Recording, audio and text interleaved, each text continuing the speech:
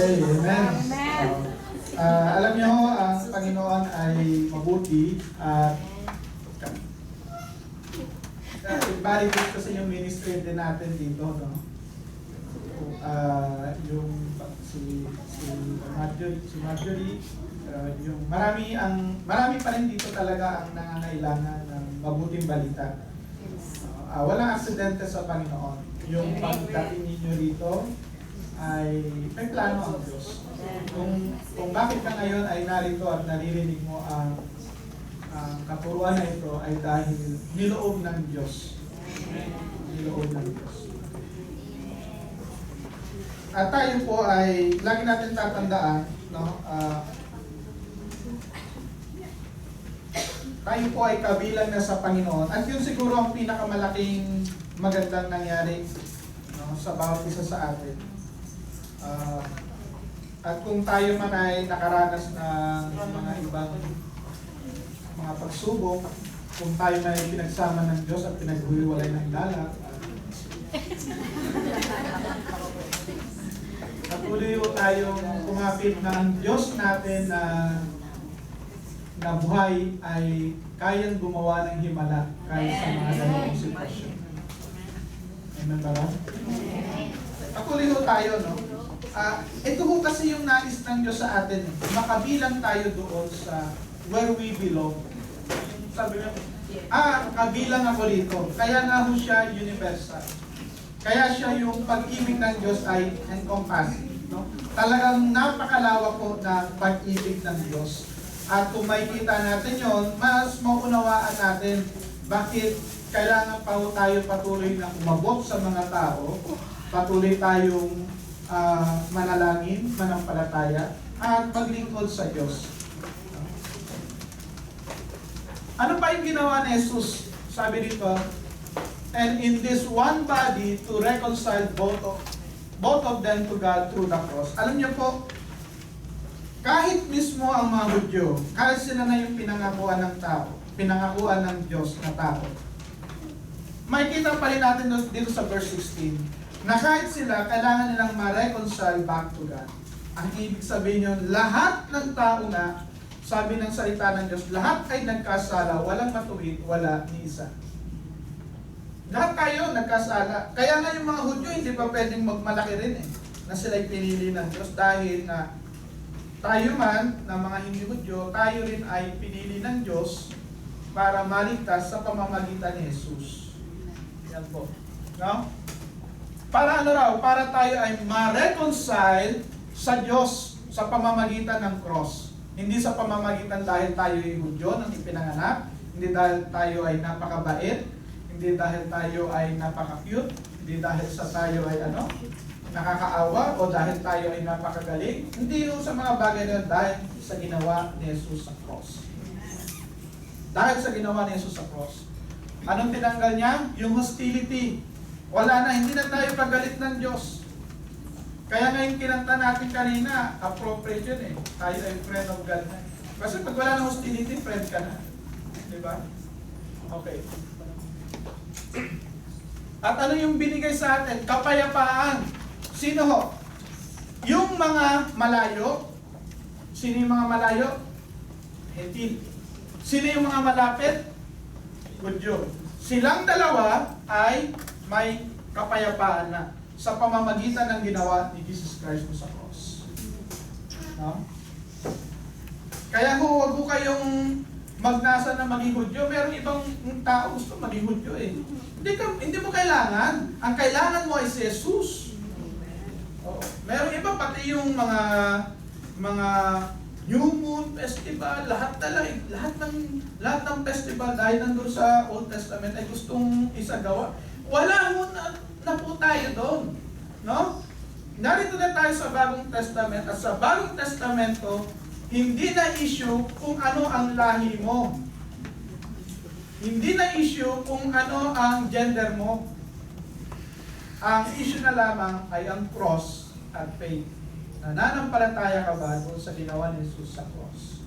Na sa pamamagitan ni Jesus, lahat ng kasalanan mo ay pinatawad at sa pamamagitan ng ginawa ni Jesus, sa panahon na ikaw ay nakipag-isa, na isinasalarawan nga ng bautismo, na nung ikaw ay nanampalataya sa Panginoon, ikaw ay namatay kasama ni Jesus, nilibing, at nabuhay muli. Yun ang ginawa, yun ang gospel eh. Si Jesus namatay sa cross, binayaran yung kasalanan natin sa pamamagitan ng kanyang dugo. No, sa kanyang mga latay tayo nagsigaling, sa kanyang naggumaling yung ating spiritual na karamdaman. At tayo po ay nagkaroon ng bagong buhay nung nakipag-isa tayo kay Jesus. Yung pinalikuran natin ng kasalanan at tayo po ay sumama sa liwanag. Okay. Ano pa ang nangyari sa atin? Ano na ang nangyari sa mga Hudyo at sa mga Hintil? For through Him we both have access to the Father by one Spirit. Lahat po tayo ngayon may access na sa Ama. Lahat po tayo. No? Ako, ikaw, lahat po tayo may access. Hindi mo natin kailangan ng isang ano pa, yung alam niyo ho yun, no? Pasinsabi ako diba? Pagka gusto mo ng masaganang ani kay San Isidro, Lazaro, tama ba yun? Narabasama ka, diba? Diba? Pagka kailangan mo ng maraming huli, diba? Kanya. Mga kapatid, hindi na natin kailangan ng maraming tagalakad, diba? Si Jesus lang ang mediator between God. For there is but one mediator between God and man, Jesus Christ. Diba? Minsan marami tayo gusto natin yung malakas, fixer. Iba pa, sabi, tatabi ako sa nanay. Mas malaki si nanay. Mga kapatid, isipin nyo naman, kung kayo magpapabunot ng ngipin, may problema kayo sa ngipin, pupunta ba kayo sa nanay ng dentista nanay mo naman yun. Ay, anak mo naman yun pwede ba ikaw bumunot sa akin? Hindi. Pumunta kayo direkta sa dentista. Hello? Nakuha nyo ba? Dumiretso kayo kay Jesus. Siya yung tagapagligtas, siya yung nagbayad. Hello? Sa pamamagitan ni Jesus. Consequently, you are no longer foreigners. Ayan, hindi na tayo foreigner. Diba? Hindi na tayo alien, but fellow citizen with God's people and members of God's household. Tayo ay membro na. Ibig sabihin yun, we belong. Hindi na tayo foreigner. Ibig sabihin yun, makakalapit ka na. Kung ikaw ay may access, kung ikaw ay kasama sa pamilya, hindi ka nakakatok. Tay, pwede mo ba akong papasukin? Bukas na nga ang pinto sa ginawa ni Jesus. Hello? Diba? Diba pag kasama ka sa bahay, papasok ka, mga halungkat ka ng pagkain, bubuksan mo yung rep, hindi ka Bakit? Kasi kasama ka na. Nakuha nyo, meron na ho tayong rights. Maraming pagkakataon, hindi naunawaan ng believer na sa Panginoon, kasama ka na sa bahay. At yung bahay na yun, nandoon yung mga provisions. Hello? Kasama ka na doon sa household. Meron ka ng hukaw? Hukaw. O may hukaw ka na. Haupo. Hindi ko alam kung sino sa kanila ang tama. Kaya lang sila. Masaya tama.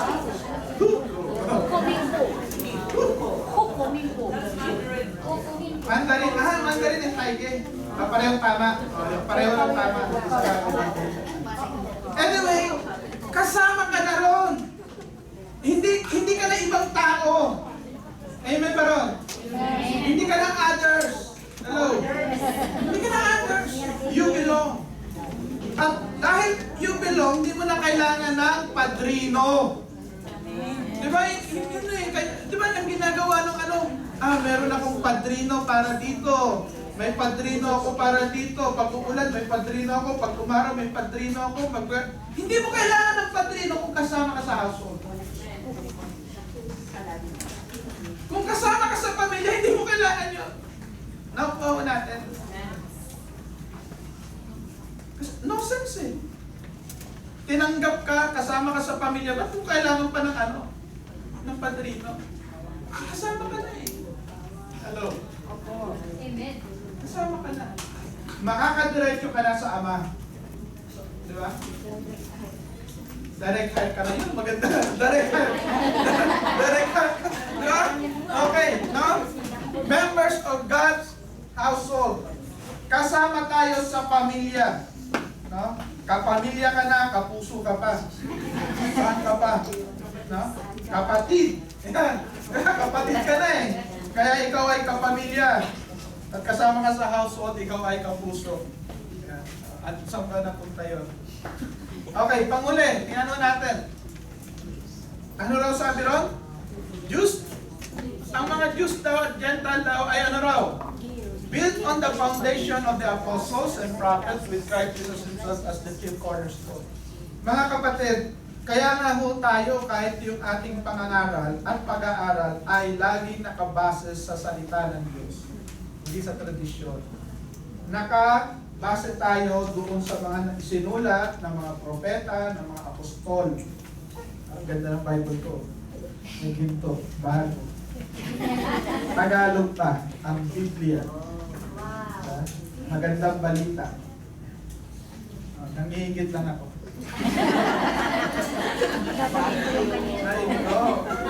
Bakit mas maganda siya?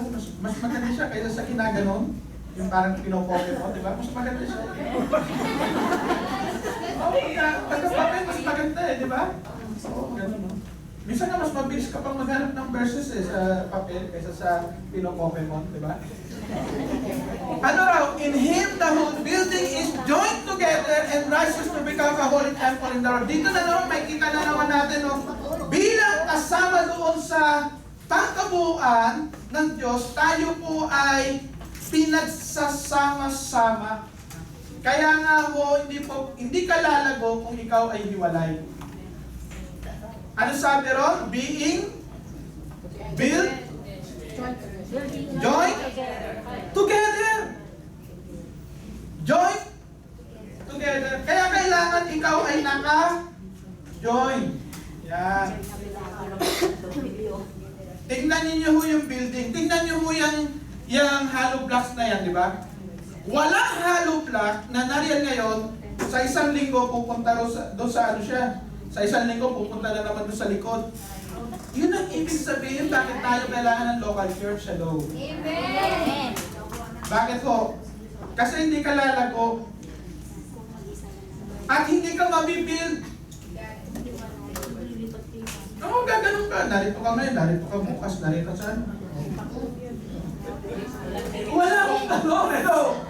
Kasi hindi mo ma-exercise yung gifts mo. Amen. Hindi mo ma-exercise yung love. Hindi mo ma-exercise yung forgiveness. Kasi pagka ikaw ay palipat-lipat, hindi ka ma-offend. Kailangan ma-offend ka para mag-grow.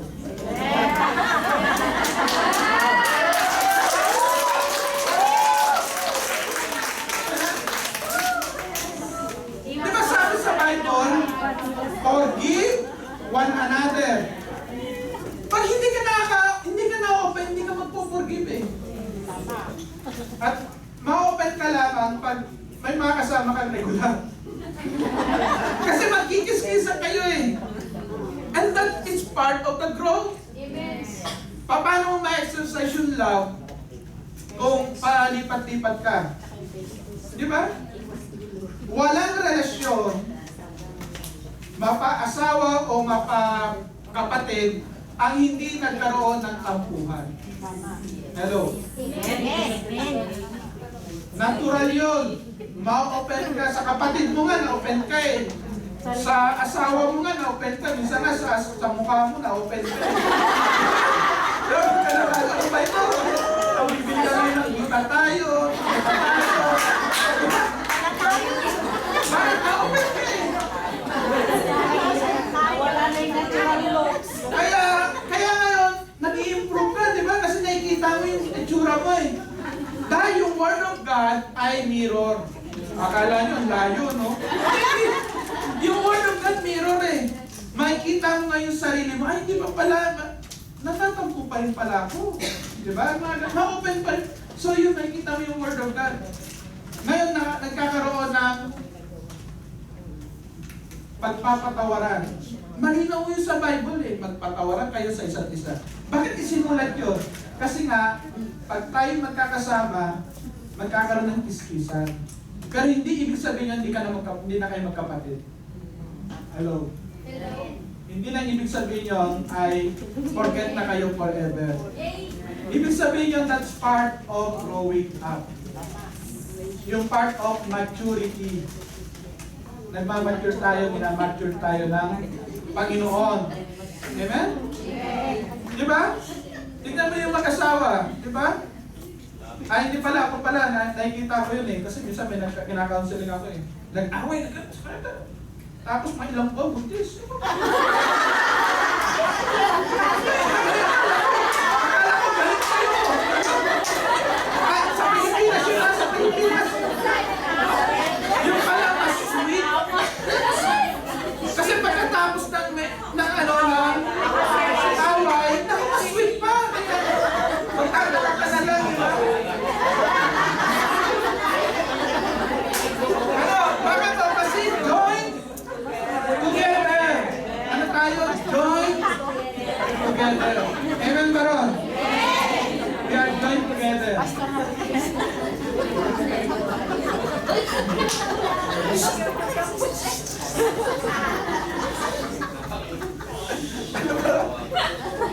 And in Him you are being built together to become a dwelling in which God lives by His Spirit. So nakita niyo yung work ng even the triune God, even the work of the Holy Spirit, even yung work ng Holy Spirit, yung work ng Father, yung work ng Son sa church. Di ba? Yung church is a temple na kung saan yung banal na Espiritu ay namumuhay. Yung church ay ang Ama, ang Father, kaya siya tinawag na household. Yung church ay body ni Jesus Christ, kaya si Jesus Christ ang nasusunod sa yung heaven. Yun yung pa rin yung work of triune God. Yung three. So, ganun po tayo. No? At lahat ng yun, based on covenant relationship. May relasyon. May relasyon. Kung paano ang Ama, ang banal na Espiritu at ang anak ay nagre-relate sa isa't isa, tayo po ay community of believers na nagre-relate sa isa't isa. We are being built together. Hindi yung sinabi yan, we are being built separated. Dahil hindi tayo magmamature separated. Magmamature tayo together. Tayo po ay panandalian tumayo at tayo pinanalaman.